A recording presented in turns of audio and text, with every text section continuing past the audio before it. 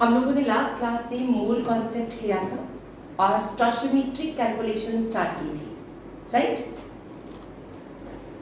अब आप बताओ मोल कॉन्सेप्ट में any doubts if you have?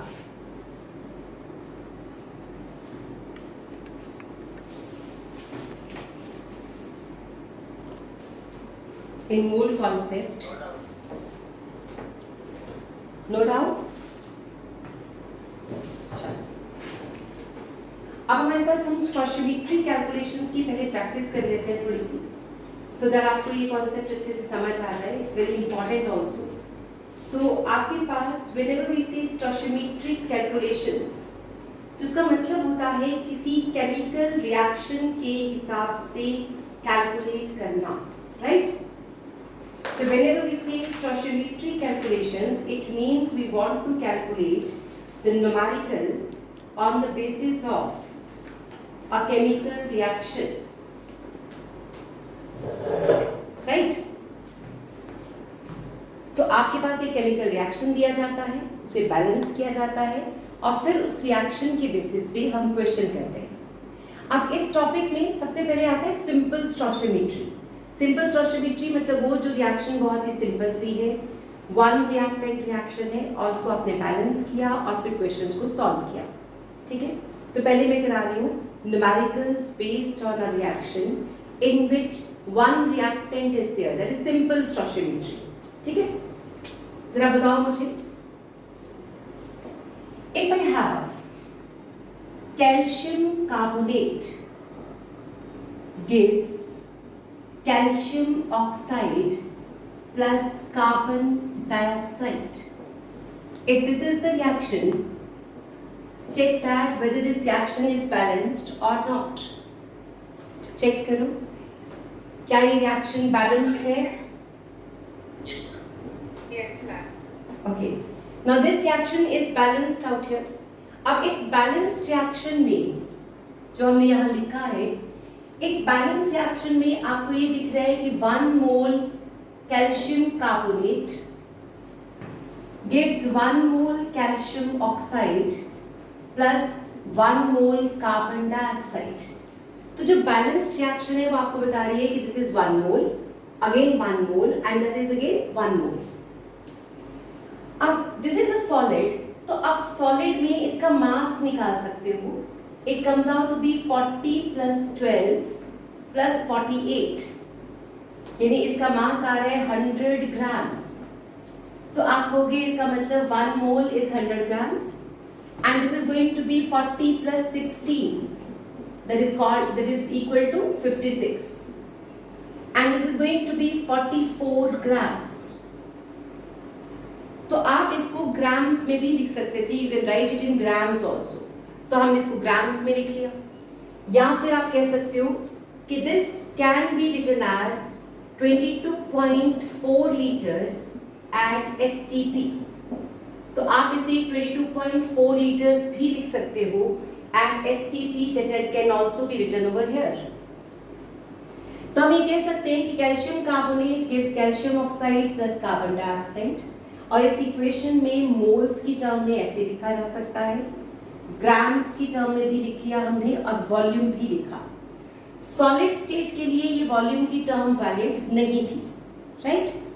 अब मान लेते हैं यही हमारी रिएक्शन है और इस रिएक्शन के बेसिस पर हमने न्यूमेरिकल सॉल्व करने हैं. Here we have only one reactant and we want to solve numericals on the basis of this single reaction. My first question, how many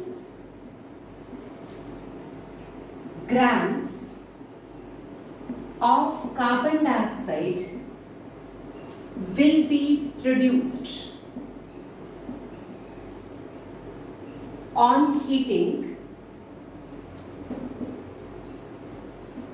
10 moles of calcium carbonate in lime kiln.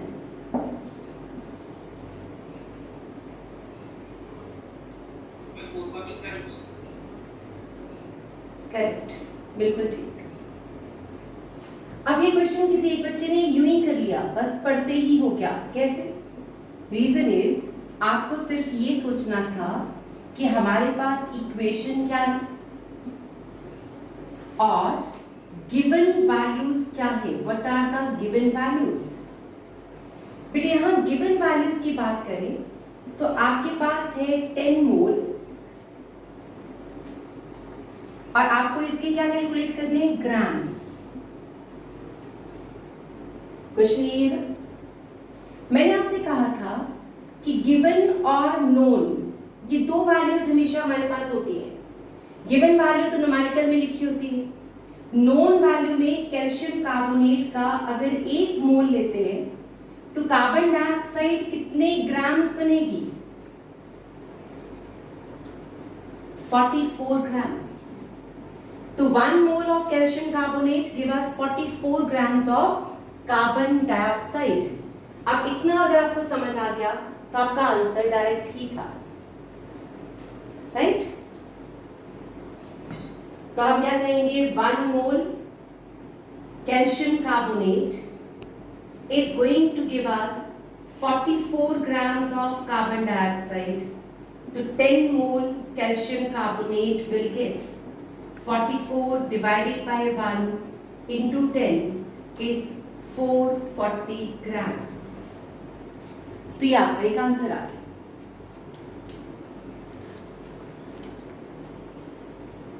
Right?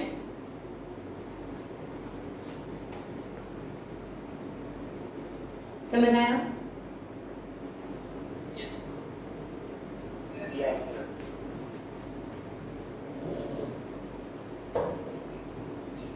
Now write down one more question on the same equation. इसी equation पे based हम एक और question कर लेते हैं, and that question is just a minute. Write down how many liters of carbon dioxide will be formed. My question is how many liters of carbon dioxide will be formed.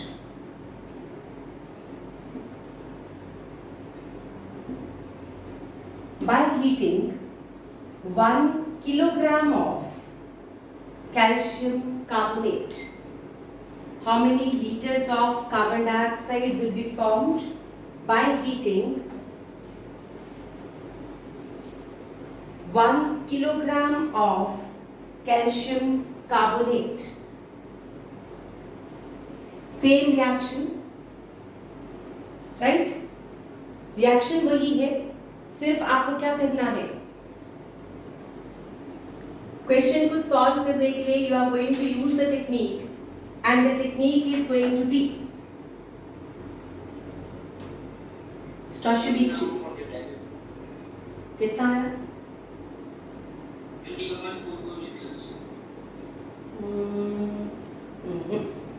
नहीं, दोबारा देखो. Yes, correct. With the same equation, because calcium carbonate gives calcium oxide plus carbon dioxide. Balanced equation है 1 1 1. अब आपके पास जो given है पहले उसको लिखेंगे. It is 1 kilogram. और इसको लिखना है, किसमें कैलकुलेट करते हैं, how many liters, यानी आपको वॉल्यूम कैलकुलेट करना है. ये किलोग्राम में है and you want to calculate it in litres. अगर हम नोन वैल्यूज की बात करते हैं तो नोन में ये आपके पास आ रहा था 100 ग्राम्स. ये तो किलोग्राम्स है और ये 100 ग्राम्स. अब मुझे मास की टर्म में लिखना है तो मैं इसको ले लूंगी 1000 ग्राम्स. पहले ये बात समझ आई, हमें दोनों का यूनिट सिस्टम सेम रखना था. अगर ये मैं 100 ग्राम्स लिख रही हूं तो मुझे ये 1000 ग्राम लिखना चाहिए, राइट? अब this is going to be carbon dioxide. आपको बताइए कि 100 ग्राम से कितना कार्बन डाइऑक्साइड मिलता है, 22.4 लीटर्स एट एसटीपी. क्योंकि मुझे वॉल्यूम में ही आंसर चाहिए ना, तो वॉल्यूम तो यहाँ वॉल्यूम लिखा जाएगा, ग्राम्स तो यहाँ पे भी ग्राम्स लिखा जाएगा. यानी आप अपनी नोन इंफॉर्मेशन उसी यूनिट सिस्टम में रखोगे जिस यूनिट सिस्टम में आपकी गिवन इंफॉर्मेशन है, राइट? तो known information must be in the same unit system as it is in the given unit system. Unit system यहाँ किलोग्राम था, मैंने इसको ग्राम कर दिया, सेम ग्राम्स एंड ग्राम्स, और वो मेरे पास litres and litres. Now you can have unitary and you can get your answer.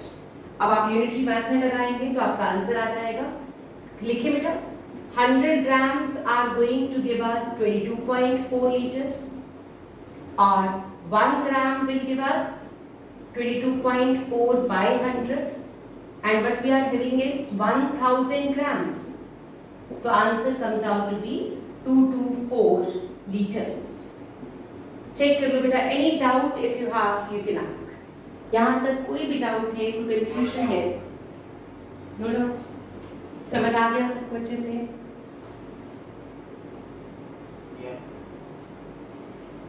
Let's start with the questions then. जिन लोगों ने आज आई थिंक मेरी क्लास में आज शेफाली ने फर्स्ट डे ज्वाइन किया है, शेफाली बेटे अभी जो भी टॉपिक चल रहा है इसे समझने की कोशिश करो.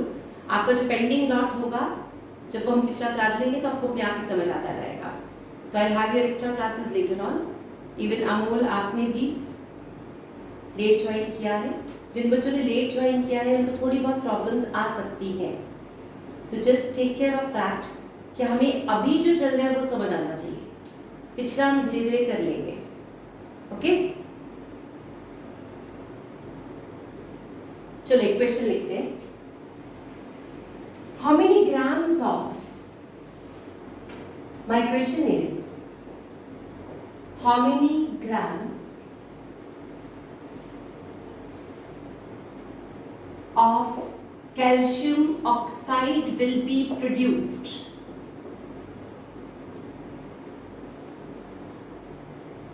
on heating 10 kilogram calcium carbonate, which is 90% pure. Chemical reaction आप सबको पता है कौन सी है, and you know how to balance it. It's already balanced. तो write down the reaction and think about this question, how to solve it.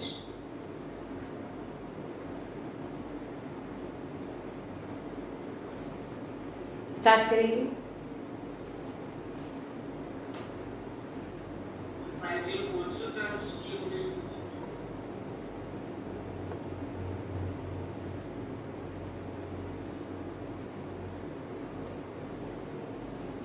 Yes, क्या answer आया? 5040 ग्राम्स.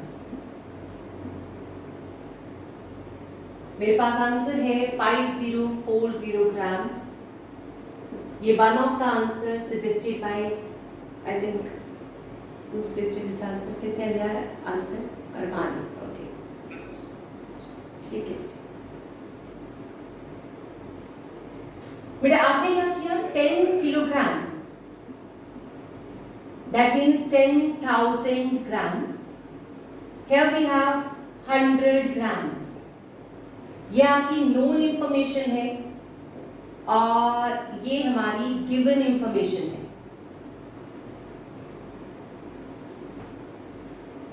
ये आपके पास बन रहा है 56 ग्राम्स.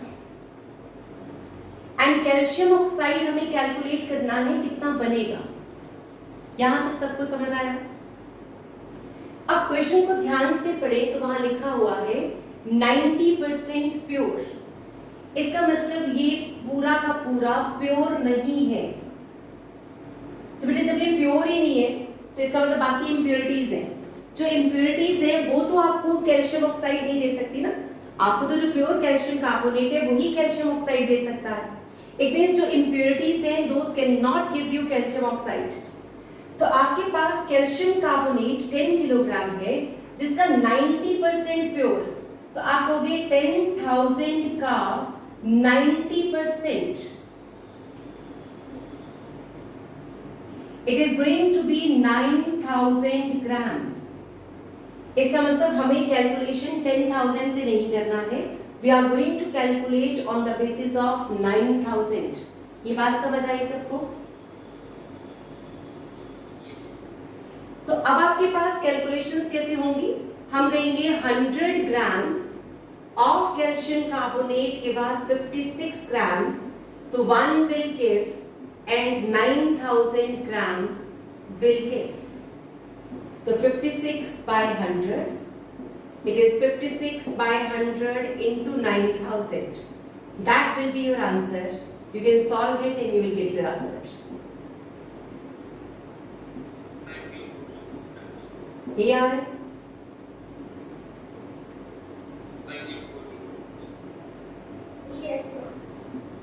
5040, ठीक है? तो answer comes out to be 5040 gram. That is the correct answer. समझ आया सबको? Got it? चलो एक क्वेश्चन और देखते हैं.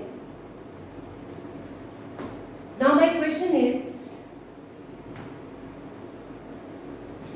I'll change the equation now.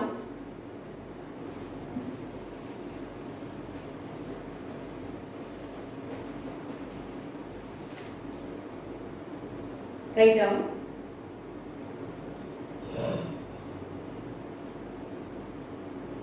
Calculate the mass of KClO3 necessary to produce 1.23 grams of oxygen. Question है हमारे पास, calculate mass of KClO3 required to produce 1.23 gram of oxygen. This is the question.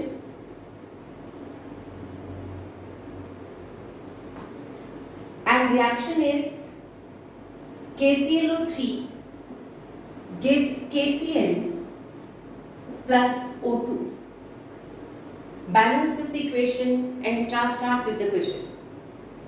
इस equation को सबसे पहले balance करेंगे, फिर ही हम क्वेश्चन स्टार्ट कर सकते हैं. Try to balance this equation.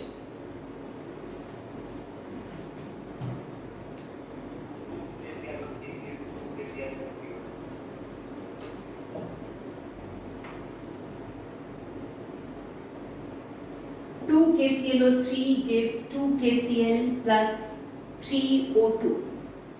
आप बताओ सबको बैलेंसिंग समझ आ गई?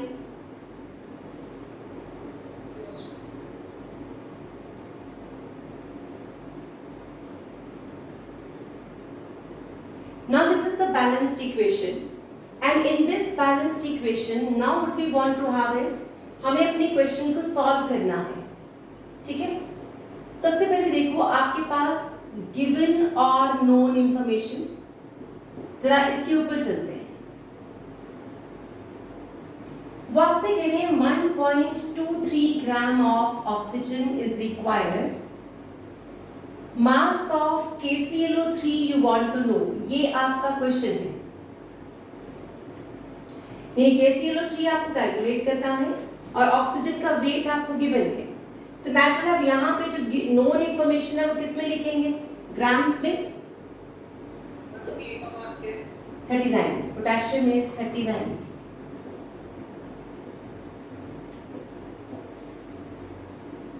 तो आप कहोगे 2 into 39 plus 35.5 plus 16 into 3. ये टोटल मास हो गया ना. इस पूरे का मास कितना आएगा? 39 पोटेशियम, 35.5, 16 इज ऑक्सीजन इनटू 3, और इसको 2 से मल्टीप्लाई किया. It is going to give me 3 into 32 grams of oxygen. Right?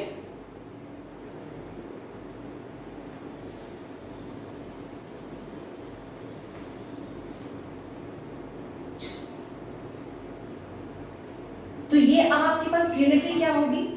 आप अब यूनिटरी लगाओगे, this much is given by KClO3, तो 1.23 विल बी गिवन बाय, क्योंकि जो निकालना होता है बेटा उसको किस साइड पे रखते हैं, राइट हैंड साइड पे, तो आप होगे 3 into 32 gram oxygen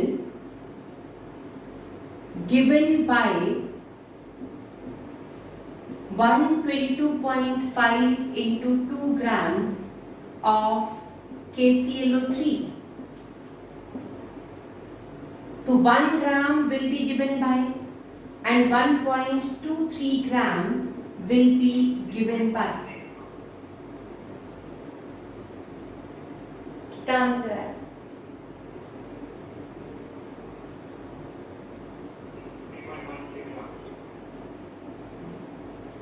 .13 grams, correct. तो 122.5 into 2 divided by 3 into 32, फिर इंटू क्या करना पड़ेगा, 1.23. इसको आप सॉल्व करोगे तो you will gate your answer. मेरे पास एक आंसर पुट हो रहा है, दैट इज 3.139 grams.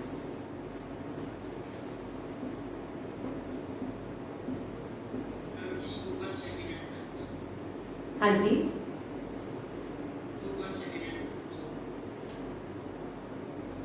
2.78 आ रहा है.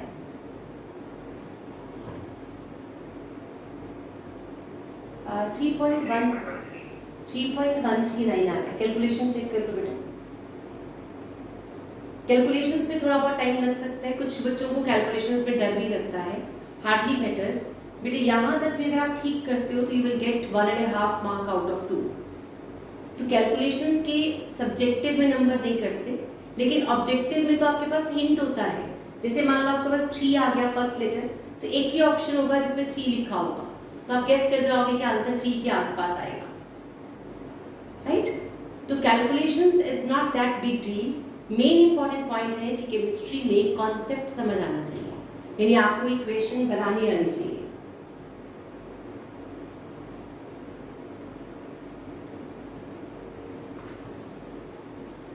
चलो, आपने ये क्वेश्चन नोट कर लिया है.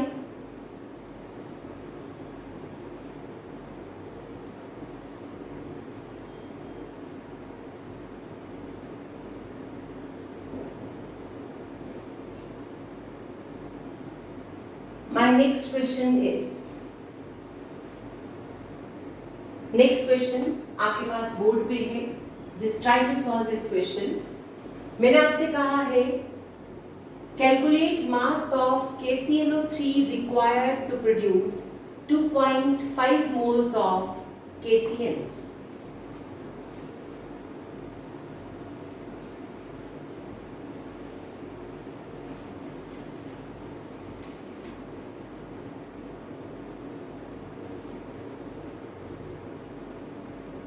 रिएक्शन सेम है, बैलेंस्ड है. आपको 2.5 मोल KCl चाहिए. This is what you want, and here you want to have how many grams. तो आप बताओ यहां पे क्या लिखोगे और इस जगह पर क्या लिखोगे. KClO3 के नीचे क्या लिखोगे? Below KClO3 we are going to write 2 into 122.5 grams, और मोल्स में आपको लिखना पड़ेगा 2 मोल, राइट. ये बात पहले समझ आई. ये क्योंकि मोल में है तो मुझे ये भी मोल में लिखना पड़ा. कितना है? 181.25 grams. This is the answer quoted by. तो अब आपके पास एक आंसर आ गया. देखो जरा बाकी सबका भी आंसर सेम आएगा. आप कहोगे 2 moles of KCl going to give us 2 into 122.5 grams KClO3. So 1 mole will be given by and 2.5 mole will be given by.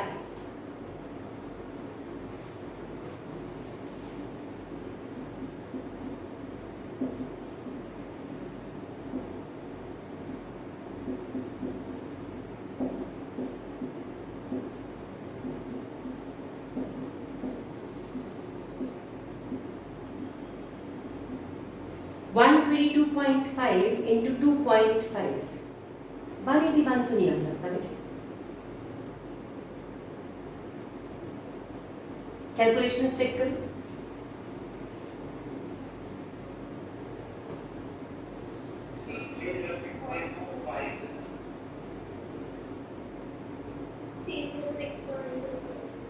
Three zero six आगे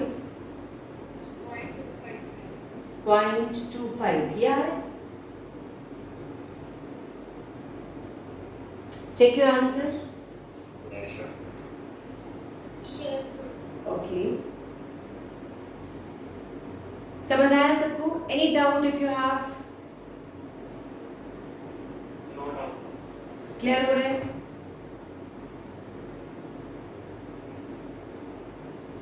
चलो एक क्वेश्चन और सॉल्व करते हैं। Write down one more question.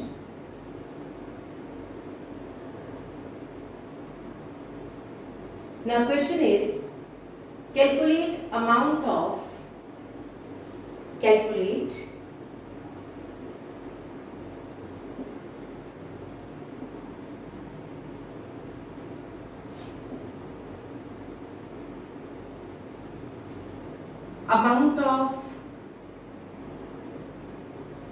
lime produced on heating calcium carbonate, that is limestone, तो limestone को हमने heat किया है। Amount of lime produced you want to calculate it. 200 grams of 95% purity. तो जो आपने लाइमस्टोन लिया है वो 200 ग्राम्स लिया है और उसकी जो प्योरिटी आपको कहा गया है दैट इज जस्ट 95%। तो calcium carbonate that is limestone 200 kilograms of 95% purity. It is heated strongly and we are getting lime that is calcium oxide. तो आपसे पूछ रहे हैं कितना अमाउंट यहाँ पे लाइम का बनेगा। How much lime will be produced out there? सबसे पहले बताओ रिएक्शन कौन सा लिखोगे?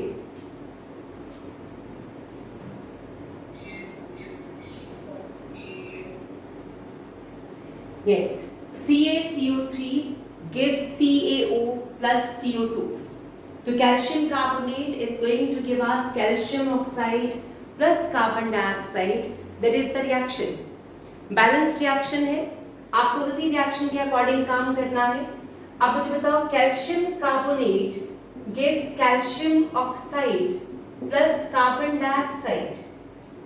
हमें calculate करना है lime. अमाउंट मतलब ग्राम्स में कैलकुलेट कर सकते हैं। You are given with 200 kilograms, that means 200 into 1000 grams। क्या मुझे 200 into 1000 से स्टार्ट करना है? बोलो। Yes, I have to take 95% of 200,000, यानी बेसिकली ये 200 किलोग्राम्स है वो 100% प्योर नहीं है, तो हमें उसका क्या लेना पड़ेगा? 95% प्योरिटी। तो आप उसको 95% प्योर जो है उसको कंसिडर करोगे, ठीक है? दोबारा देख सकते हो आप लोग, जब भी परसेंटेज प्योरिटी की बात कर रहे हैं तो 200 into 1000। अब मुझे इसका 95% प्योर मिल रहा है, तो this is the calcium carbonate. 100 grams आपके पास अगर होता तो calcium oxide is found to be 56 grams and oxygen is not to be calculated. तो आप कहोगे ये हमारा क्वेश्चन है। Now you can make unitary calculation. आप यूनिटरी मेथड लगाते हैं तो ये आंसर सॉल्व हो जाता है। आंसर आ रहा है 1,06,400 grams, right, correct.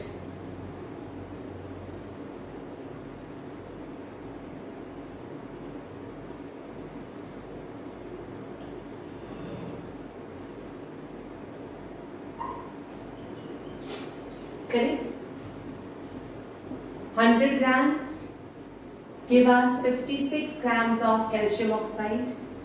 So 1 will give, and what we want to calculate is 200 into 1000 into 95 by 100 gives.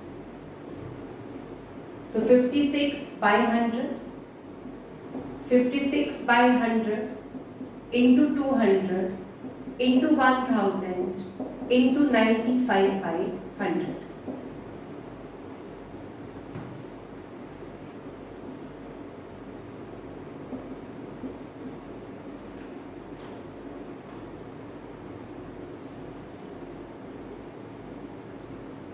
It comes out to be, हमारा जो आंसर आ रहा है, there is going to be 106400.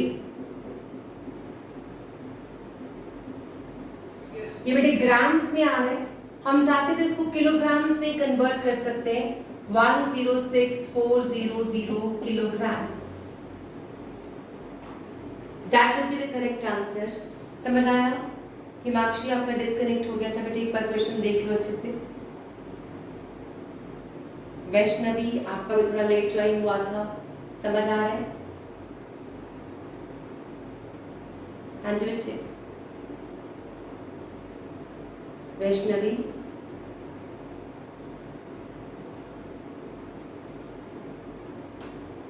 Bhuvnesh, समझ आ रहा है बच्चे?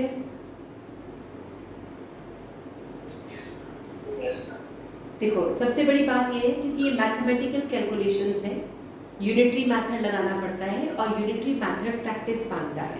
मैथमेटिक्स है, तो मैथ्स में जिन लोगों का हाथ थोड़ा सा भी तंग है उनको थोड़ा सी मुश्किल आ सकती है, लेकिन अगर ध्यान से करोगे तो धीरे धीरे अब आपका ब्रेन ग्रो कर रहा है. जैसे आप ना प्रैक्टिस से धीरे धीरे सीख जाते हो चीज़ें. 6th क्लास में 9 का टेबल, 7 का टेबल, 6 का टेबल मुश्किल लगता था, लेकिन आज अगर मैं आपसे बोलूँ कि 6, 7, 8, 9, 10, 12 का टेबल बोलना है तो आपको इतनी प्रॉब्लम नहीं होती. You are comfortable with it. Reason is your brain is now acquainted with that practice part.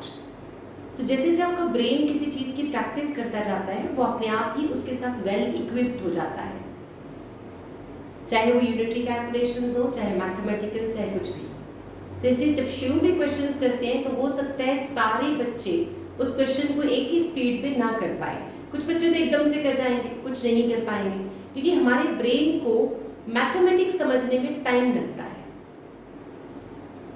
और हर एक का ब्रेन अलग लेवल पे है. तो मैथमेटिक्स में सबका ब्रेन अलग तरह से चलेगा, साइंस में, लॉजिक, रीजनिंग में अलग तरह से. तो किसी के पास कोई क्वालिटी है तो किसी के पास कोई. इसलिए बिना घबराए सिर्फ समझने पे ध्यान दो. कैलकुलेशंस हम बाद में इम्प्रूव करते जाएंगे, वो हो जाएंगी. राइट? करें आगे? हाँ जी बेटे बोलो.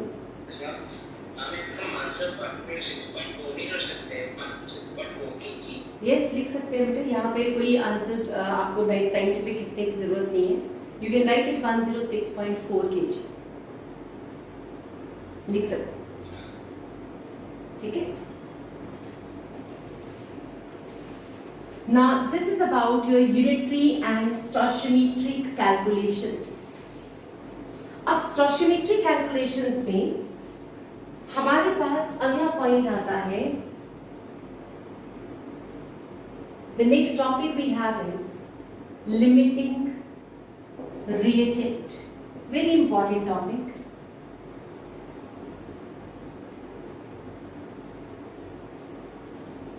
The next heading we are going to write is limiting reagent. बेटा limiting reagent वो होता है जो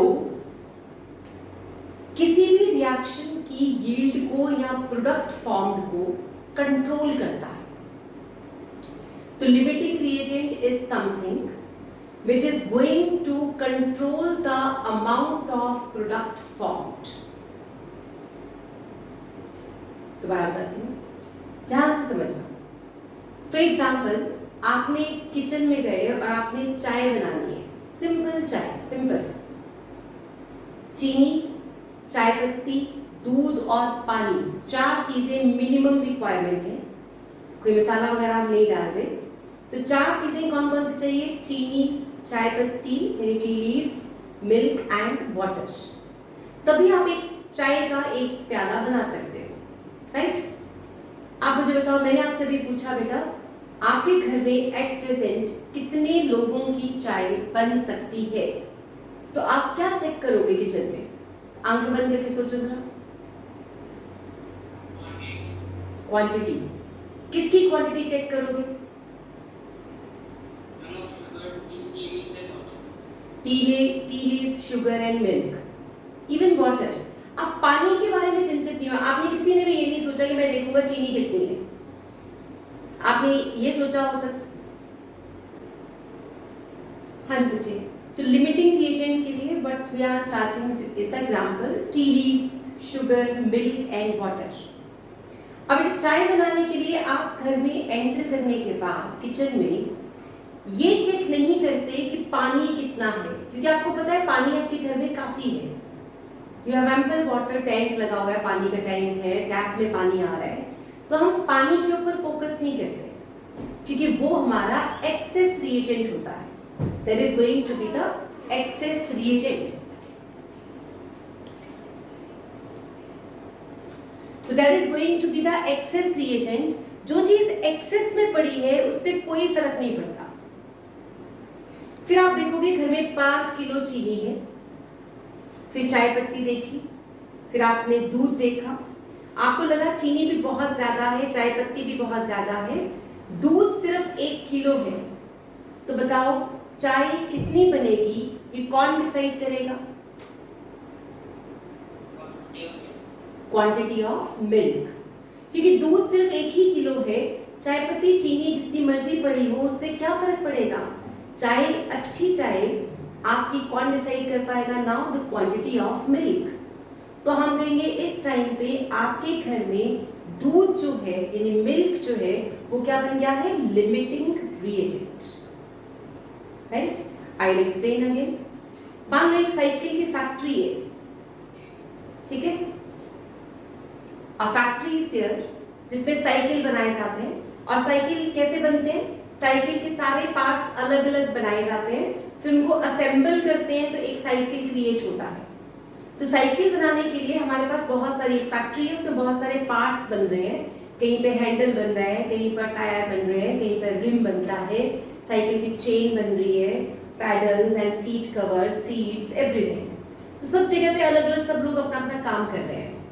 अब इस सारे काम में जब हमने कहा सब लोग अपना अपना काम कर रहे हैं, बाय चांस जो वर्कर हैंडल बना रहा था साइकिल का, वो हैंडल बनाने वाला वर्कर थोड़ा स्लो हो गया। उसने आज पूरी तरह से काम नहीं किया और उसने पूरे दिन में सिर्फ एक ही हैंडल बनाया।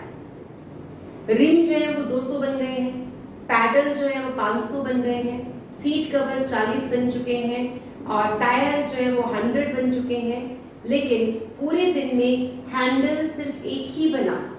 तो आप बताओ पूरे दिन में साइकिल्स कितने बनेंगे? How many cycles will be produced in that day? Only one. इसका मतलब उस साइकिल की फैक्ट्री में लिमिटिंग रिएजेंट यानी लिमिटिंग फैक्टर कौन सा हो गया? हैंडल, ठीक है? तो लिमिटिंग रिएजेंट क्या है? A reagent which is going to decide the amount of product formed. कितना प्रोडक्ट बनेगा जो इस बात को डिसाइड करता है, that is called limiting reagent. पहला पॉइंट समझ आया? तो हर रिएक्शन में एक लिमिटिंग रिएजेंट होता है। तो हम कहेंगे in a reaction having more than one reactant,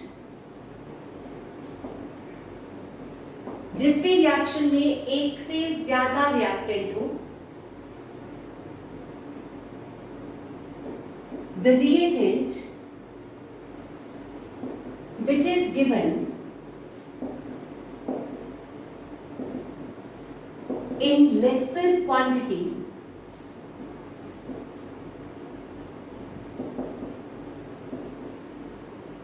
than required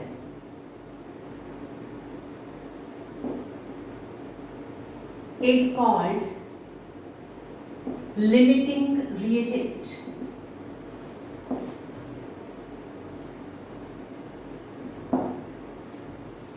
तो जो रिएजेंट जितना चाहिए उससे कम दिया जा रहा हो, फॉर एग्जाम्पल हैंडल उस दिन अगर 500 बनते तो हम हो सकते हैं 500 साइकिल प्रोड्यूस कर लेते हैं, लेकिन जो सबसे कम दिया जा रहा था अब वही हमारा क्या डिसाइड कर रहा है, प्रोडक्ट भी। तो हम कहेंगे it is going to be given in lesser quantity than required, जितना चाहिए उससे कम। और नेक्स्ट हम याद रखेंगे कि limiting reagent will decide the limiting reagent will decide the amount of product formed.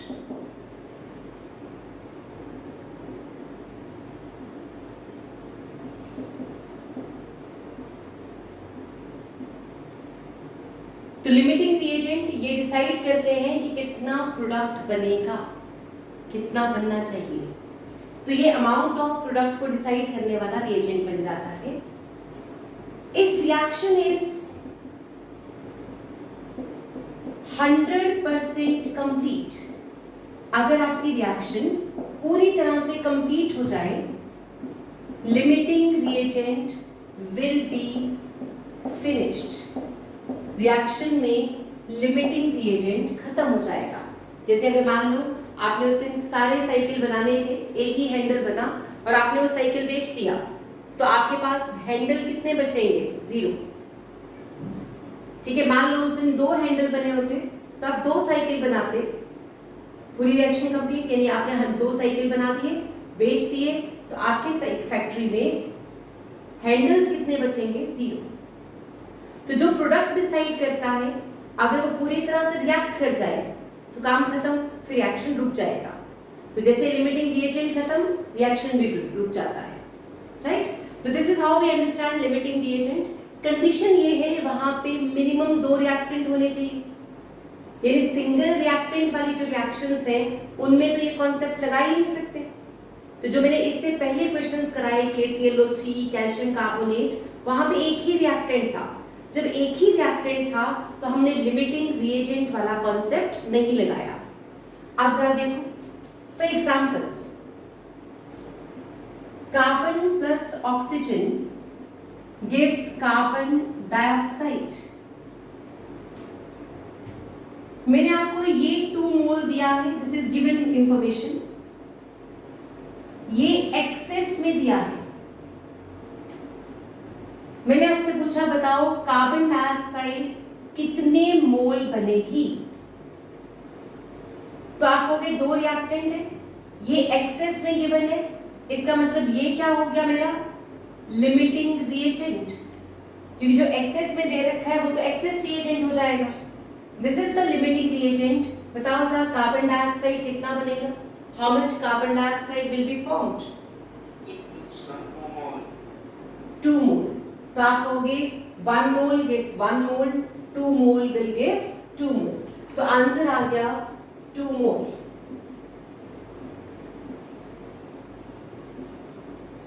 ठीक है जी, अब मैंने फिर से क्वेश्चन चेंज कर दिया। Now it is carbon plus oxygen gives carbon dioxide. Now 2 mole carbon mixed with 1 mole oxygen. ये मेरा गिवन इंफॉर्मेशन है। आप मुझे बताओ नोन इंफॉर्मेशन क्या था, 1 मोल 1 मोल 1 मोल। तो नोन इंफॉर्मेशन इज 1 1 1 और गिवन इंफॉर्मेशन है मेरे पास, क्या बोला मैंने, 1 2 1 and I want to know carbon dioxide. अब बताओ लिमिटिंग रिएजेंट कौन है, ऑक्सीजन। ठीक है बेटा, 1 मोल के लिए 1 मोल चाहिए था, 1 मोल कार्बन रिक्वायर 1 मोल ऑक्सीजन। हमारे पास 2 मोल कार्बन है तो ऑक्सीजन कितना होना चाहिए था, 2 मोल, लेकिन रिक्वायरमेंट 2 मोल की है और दिया कितना जा रहा है, सिर्फ 1 मोल। इसका मतलब ये मेरा बन गया limiting reagent and this is now excess reagent. तो प्रोडक्ट कौन डिसाइड कर रहा है? Limiting reagent. अब आप कहोगे 1 mole gives 1 mole, therefore 1 mole carbon dioxide will be produced. तो आपका आंसर आ गया 1 मोल CO2। राइट, ये बात क्लियर हुई? चेक कर। Any doubt in these 2 questions? एक तो क्वेश्चन बहुत ही सिंपल है जिसमें मैंने पहले खुद ही बता दिया कि एक्सेस में है, फिर तो आपने इसी से कैलकुलेशंस करना था। सेकेंड क्वेश्चन में मैंने आपसे कहा कि कार्बन के 2 मोल्स को ऑक्सीजन के 1 मोल के साथ मिक्स किया है। तो आप कहोगे मैम कार्बन अगर 2 मोल है तो ऑक्सीजन भी 2 मोल चाहिए था, लेकिन बेटा जो हमें चाहिए होता है वो उतने ही अमाउंट में दिया जाएगा, इसकी कोई गारंटी नहीं होती। ये बिल्कुल वैसा ही है जैसे लाइफ में जिसको जो चाहिए उसको 100% वो नहीं मिलता। तो आपको अक्सर कहा जाता है ना, यहाँ किसी को मुकम्मल यहाँ नहीं मिलता। तो ये वही वाली बात है कि रिएक्शन में इस बात की कहाँ गारंटी है कि अगर मुझे 1 मोल के लिए 1 मोल चाहिए तो 1 मोल ही मिलेगा। It's not there. Sometimes 1 mole के लिए 2 मोल चाहिए होते हैं, हमारे पास 5 मोल होता है, तो वह एक्सेस रिएजेंट बन जाता है। इट्स लाइक फॉर एग्जाम्पल, आप लोगों ने जिस लाइफ स्पैन में आपने पैदा हुए हो, जिस तरह के घरों में आप रहते हो, all of you know that आपके पास सब कुछ एम्पल में है। आपको भूख एक चपाती की होती है, लेकिन आपकी मदर या आपके घर में आपके लिए 10 चपाती का आटा और चावल और पता नहीं क्या क्या बहुत सारा मटेरियल पड़ा है। All those are excess reagent. आपको एक बेडरूम की जरूरत है, लेकिन you have 2, 3, 4 bedrooms and 1 drawing kitchen and all, that is again excess reagent. फिर जब सब कुछ हमारे पास इतना कुछ है, सब कुछ ही बढ़िया है, देन फिर हम कहाँ तक पहुंचेंगे? हम अपनी लाइफ में कितना सक्सेसफुल होंगे, हम क्या करने वाले हैं, इस बात को कौन डिसाइड करेगा? Excess reagent are not going to decide the success of your life. Life का सक्सेस कौन डिसाइड करेगा? वो जो आपका लिमिटिंग रिएजेंट है,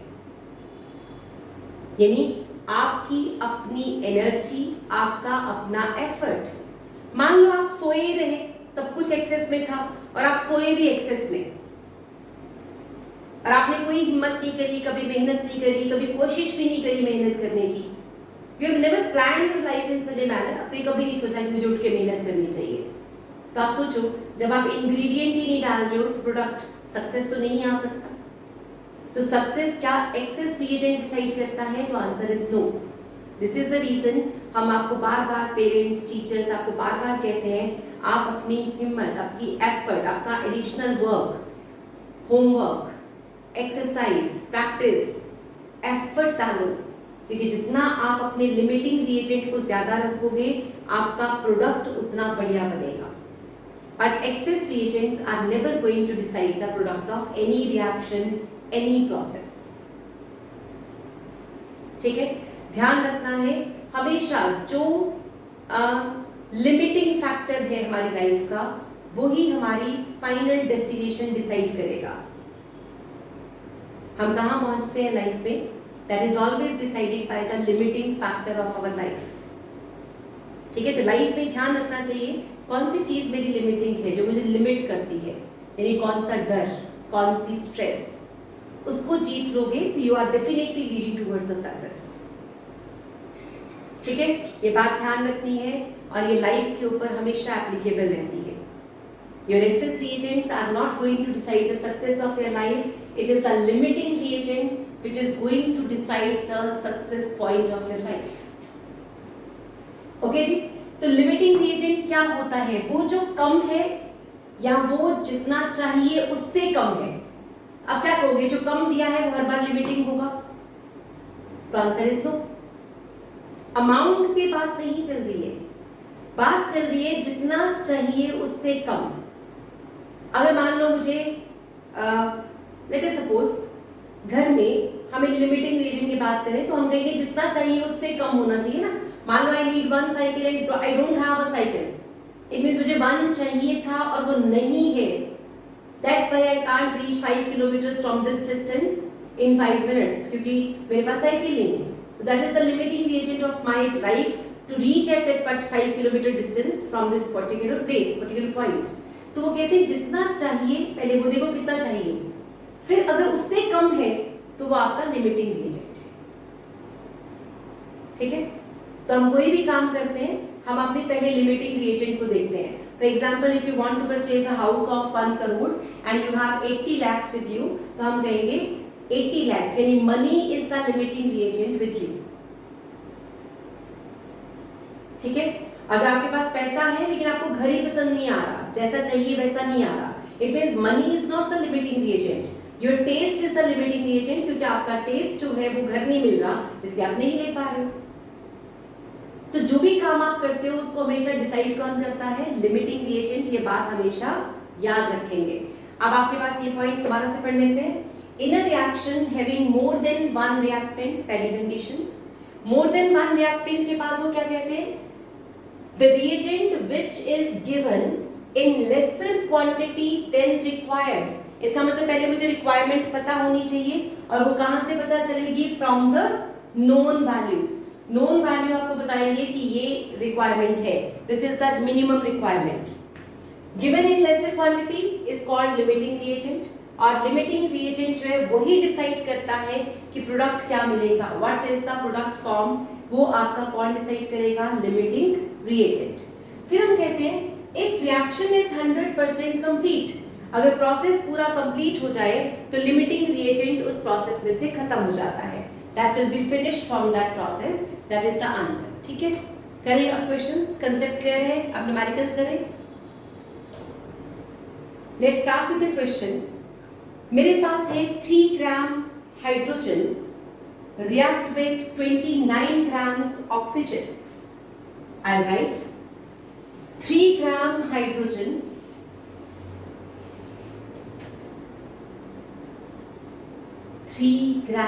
hydrogen allowed to react with 29 grams of oxygen. Right? तो आपने अमाउंट डिसाइड कर दिया है.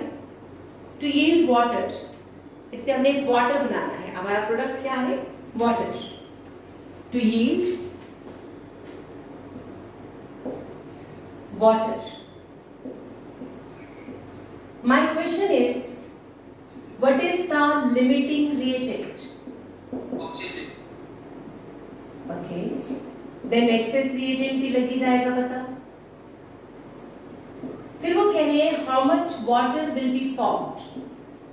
How much water will be formed? And finally वो आपसे पूछ रहे हैं what will be left in container, in closed container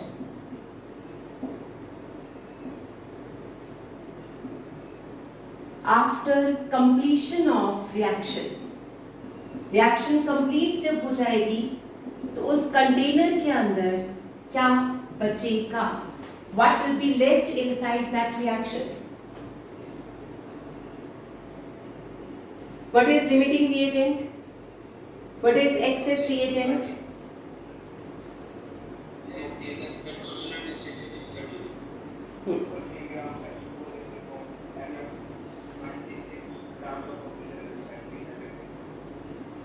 reaction को बैलेंस कर लिया था.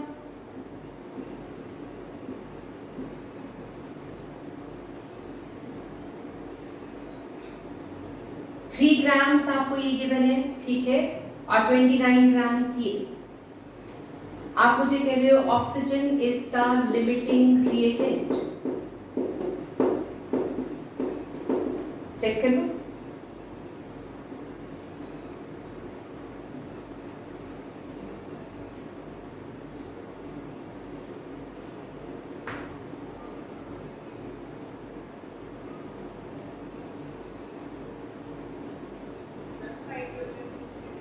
Yes, hydrogen is the limiting reagent बेटा. चेक करो. 4 हाइड्रोजन के लिए 32 ग्राम ऑक्सीजन रिक्वायर्ड है। तो पहले मैं रिक्वायरमेंट देख लेती हूँ अपनी, फिर ही बात चलते हैं। तो 1 ग्राम की रिक्वायरमेंट हो जाएगी 32/4। तो 3 ग्राम्स की रिक्वायरमेंट कितनी होगी? 32/4 इंटू 3, 24 ग्राम इज रिक्वायर्ड। पहला पॉइंट ये समझ आया।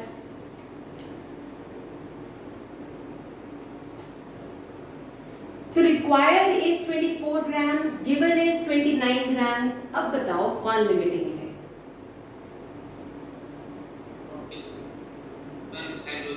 Hydrogen is the limiting reagent.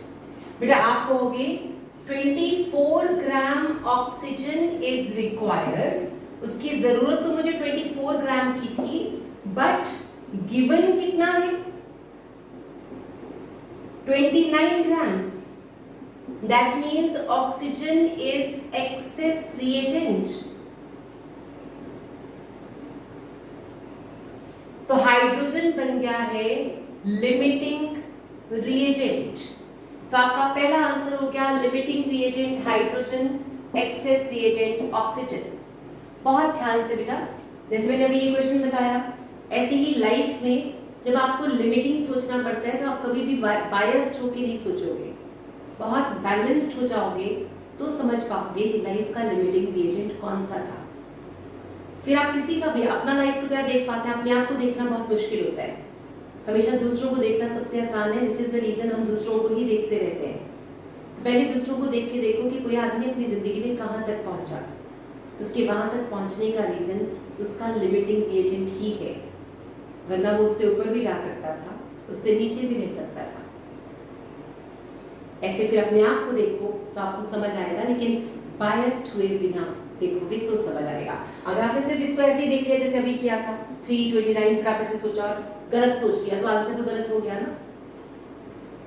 तो लिमिटिंग सोचने के लिए सबसे पहले रिक्वायरमेंट, फिर रिक्वायरमेंट के हिसाब से सोचो कि लिमिटिंग कौन है। अब मेरे दो क्वेश्चन सॉल्व हो चुके हैं, A and B. Limiting reagent का आंसर आ गया है मेरे पास, हाइड्रोजन इज द आंसर, और ऑक्सीजन मेरा हो गया है एक्सेस रिएजेंट। अब बेटा how much water will be formed will be calculated from, पानी कितना बनेगा ये कौन बताने वाला है? हाइड्रोजन बताने वाला है।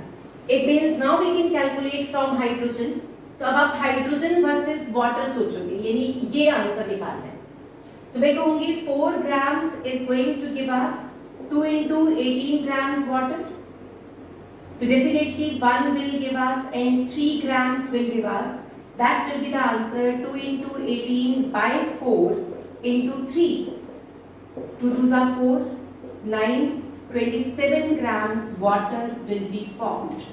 तो आपका आंसर बन गया थर्ड पार्ट 27 grams. तो वाटर फॉर्म्ड इज 27 grams. अभी भी क्वेश्चन सॉल्व नहीं हुआ है, मैंने एक पार्ट और पूछा हुआ है, ठीक है। मेरा अगला पार्ट था, जरा बताएंगे कि कंटेनर के अंदर अब क्या क्या बच गया है। तो जो कंटेनर है जिसमें ये सब पड़ा हुआ था, उसमें अब क्या बच गया है? Hydrogen, oxygen,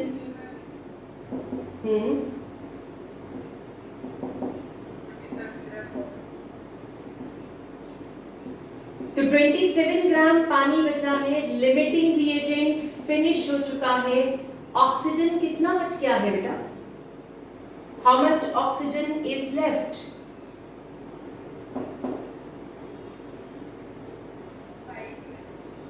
5. यस, क्योंकि 24 ग्राम्स तो चाहिए था, वो तो चला गया और दिया गया था 29 ग्राम्स।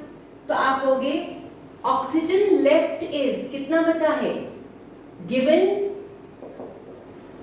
Minus required. तो जब भी हमें ये निकालना होता है कितना ऑक्सीजन एक्सेस रिएजेंट कितना बचा है, तो हम कहते हैं जितना गिवन है ना वो और जितना रिक्वायर्ड है उनका डिफरेंस निकाल दो।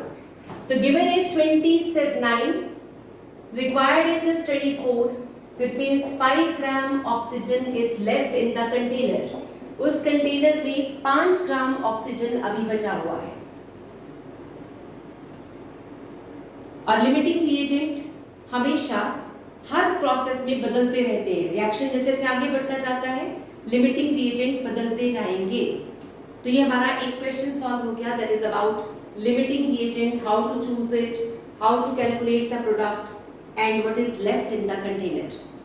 करें आप प्रैक्टिस, पहले तो यहां तक समझ आया सबको? हाँ जी बच्चे, एनी डाउट?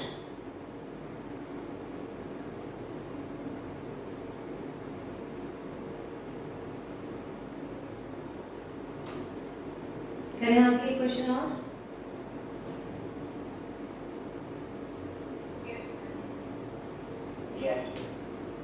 लिखो जी sir.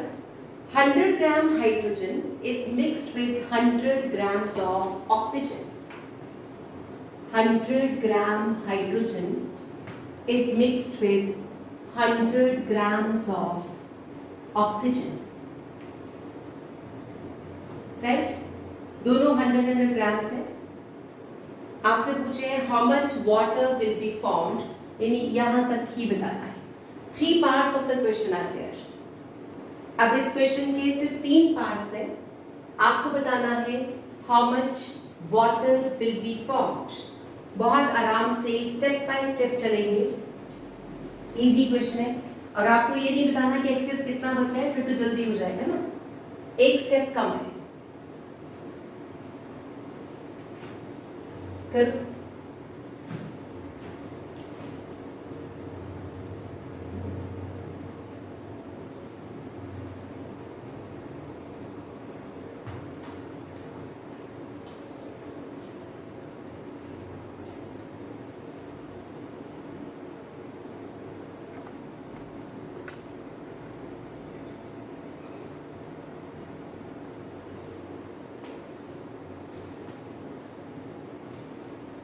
First of all, write the balanced reaction.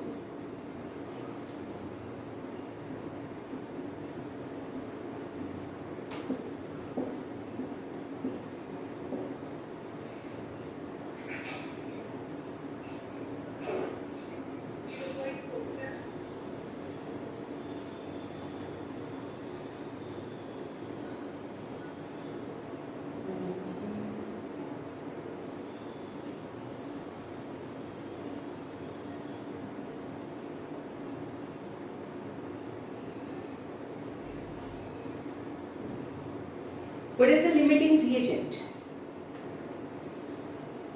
Oxygen.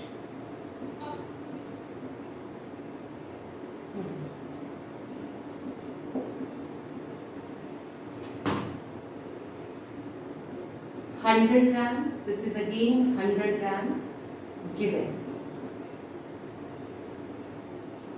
पहले आपने ये निकाला ऑक्सीजन रिक्वायर्ड। पहले एक कोई एक चीज निकालना होता है, any one thing.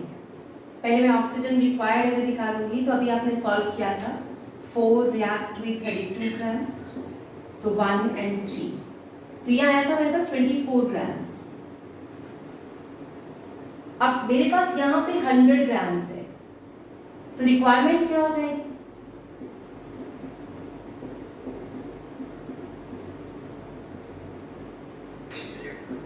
800 grams. It means oxygen required is 800 grams, but given is 100 grams. It means oxygen is the limiting reagent.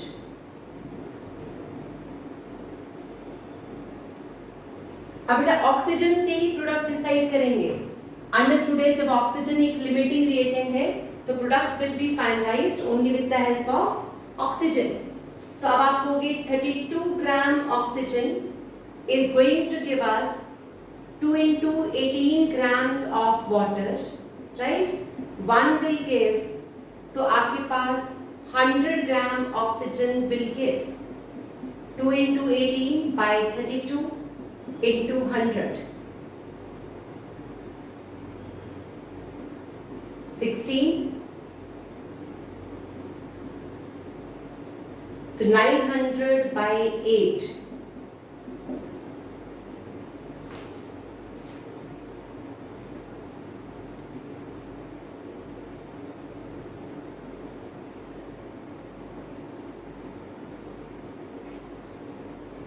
112.5 grams. इतना ही आ रहा है. कैलकुलेशंस चेक कर लो. सेम आ रहा है. क्लियर? तो ये आपके पास जो क्वेश्चन था, this question is on the basis of your limiting reagent factor, and if you want to calculate the product form you can do it in this manner. यहाँ तक समझ आया बच्चे सबको? All of you got it? किसी का कोई doubt है? Any doubt if you have? बेटा आपने कहा 4 ग्राम्स के लिए 32 ग्राम्स चाहिए होता है, तो 100 ग्राम्स के लिए कितना चाहिए होगा? 800. तो आपकी रिक्वायरमेंट है 800 ग्राम्स. ठीक है, आपको दिया कितना गया है? सिर्फ 100 ग्राम्स.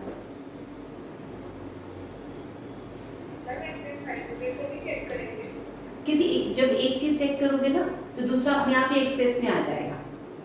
अगर आप एक को, दो ही तो रिएक्टेंट है, दो में से अगर एक लिमिटिंग है तो दूसरा एक्सेस हो ही गया. ठीक है, वो तब चेक करना पड़ सकता था अगर मुझे पूछा होता how much hydrogen is left in the container, तब पूछे. तो अभी तो फिलहाल मुझे पूछा ही नहीं है, तो मैंने सिर्फ लिमिटिंग निकाला और प्रोडक्ट बना दिया. चलो एक क्वेश्चन और करते हैं जी. Let's start with one more question.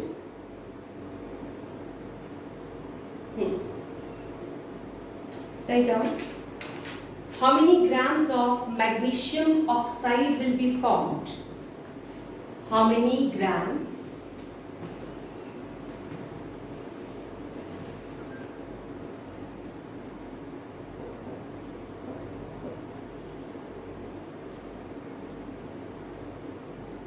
of magnesium oxide will be formed if 5 mole each magnesium and oxygen are mixed together.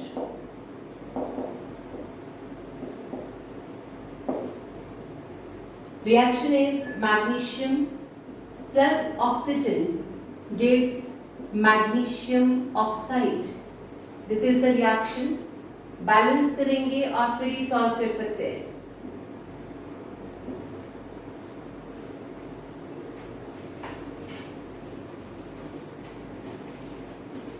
इन सारे क्वेश्चंस में बैलेंस रिएक्शन का होना बहुत जरूरी है.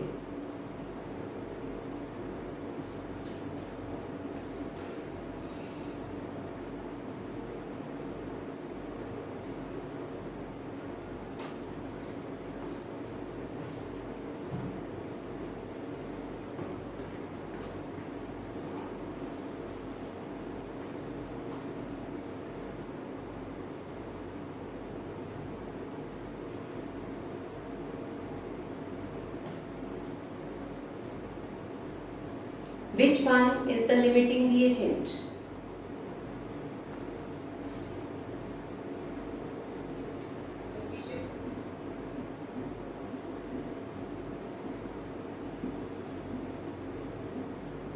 Known value is 2 mole react with 1 mole. अब आपको दोनों ही 5 मोल गिवन है, ये गिवन है, तो अब आपके पास आंसर क्या है कि लिमिटिंग कौन है. पहले लिमिटिंग देखना ही पड़ेगा. जब दो रिएक्टेंट है और दोनों ही गिवन है तो you have to look at the limiting reagent. अब आप कहोगे लिमिटिंग चेक करते हैं. Check limiting reagent. मेरे पास एक आंसर आ चुका है मैग्नीशियम. क्या सबको लगता है कि मैग्नीशियम है लिमिटिंग रिएजेंट?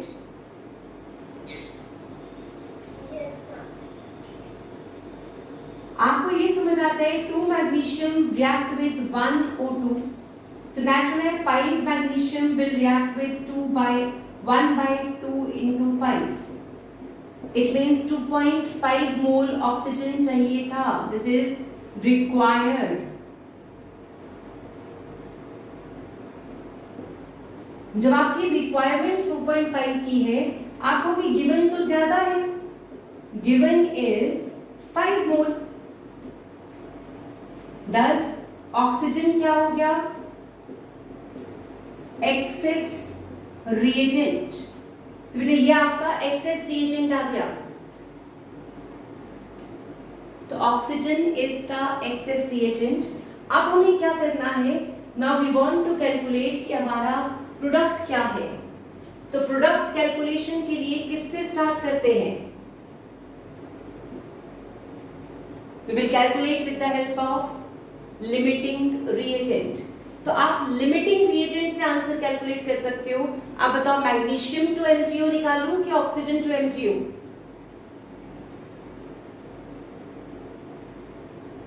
कौन बताएगा प्रोडक्ट,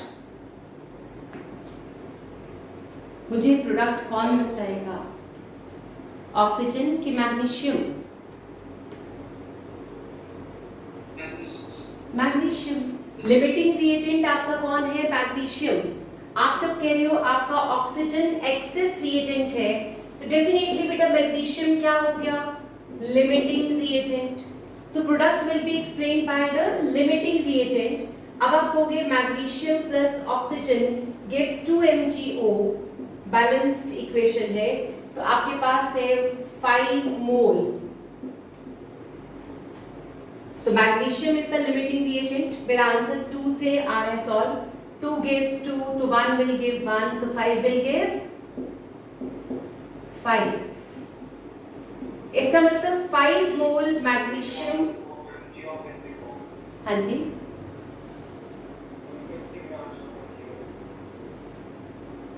हाउ मेनी ग्राम्स था, सॉरी हाउ मेनी ग्राम्स पूछा था, तो आप कहोगे ग्राम्स निकालने हैं। तो 2 into 24 plus 16, it is 80 grams। अब ये आपको कैलकुलेट करना है। तो 2 mole of magnesium give us 80 grams MgO, 1 mole give us 80 by 2, and 5 will give us 80 by 2 into 5. Yes, 200 grams of MgO will be formed. तो magnesium oxide formed will be 200 grams। समझ आया? हाँ जी बेटा, limiting निकालना आ गया।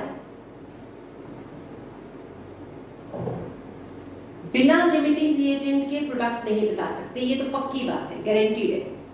लेकिन limiting निकालोगे कैसे? तो आपने क्या करना है, जैसे 2 रिएक्ट विद 1 तो 5 रिएक्ट विद, इसको खुद को क्वेश्चन मार्क बना दिया, यानी इसको आपने हाइड कर लिया।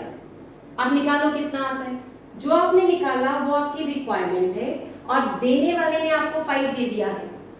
तो वो आपसे कह रहे हैं कि जब कोई रिएक्शन होती है ना, तो रिएक्टेंट को तो पता होता है कि मैंने 1 ग्राम से 2 ग्राम में रिएक्ट करना है, या 1 मोल रिएक्ट विद 5 मोल, रिएक्टेंट को पता होता है, लेकिन जो डालने वाला है उसको नहीं पता होता। मान लो एक फैक्ट्री है, उस फैक्ट्री में मैंने ये रिएक्शन करवानी है, तो फैक्ट्री में रिएक्टेंट डालने के लिए कोई एमएससी या बीएससी या इंजीनियर थोड़ा हम रखेंगे। रिएक्टेंट डालने के लिए तो हम किसी भी मजदूर को रख लेंगे, लेबर वर्कर। तो लेबर वर्कर को एक इंजीनियर ने इंस्ट्रक्शन देनी है, उसने कहा कि तुमने 2 मोल्स इसके डालने हैं, 1 मोल इसका डालना है। अब वो 2 मोल तो नहीं कहेगा ना, उसने कहा 500 मोल इसके डाल दो और 250 मोल्स ऑक्सीजन के। अब लेबर वर्कर ने ध्यान नहीं दिया, उसने उल्टा कर दिया, उसने 250 मोल्स इसके डाल दिए, 500 इसके डाल दिए। तो वो कह रहे हैं प्रोडक्ट कितना बनेगा। तो आंसर कौन डिसाइड करने वाला है, लिमिटिंग रिएजेंट, क्योंकि जो डल रहा है वो तो बराबर है नहीं, कोई ज्यादा हो सकता है, कम हो सकता है।